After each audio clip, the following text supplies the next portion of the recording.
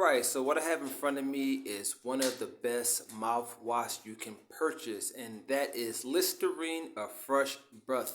Now this is super good because it helps prevent plaque buildup.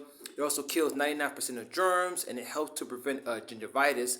So if you have like super stinky breath, this mouthwash will definitely help you because it is made with antiseptic. And I definitely love it. It has a super strong mint taste. And to get the best results, you definitely want to use it twice a day. So you want to go ahead and use 4 teaspoons. As you can see, I have a little teaspoon right here.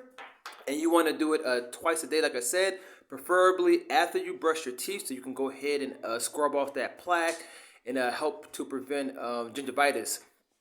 Yeah, so it also is approved by the American Dental Association, so you definitely know you're getting a good product that it does what it claims. And yeah, so definitely something I recommend for bad breath, for plaque, to reduce plaque buildup, and to prevent gingivitis.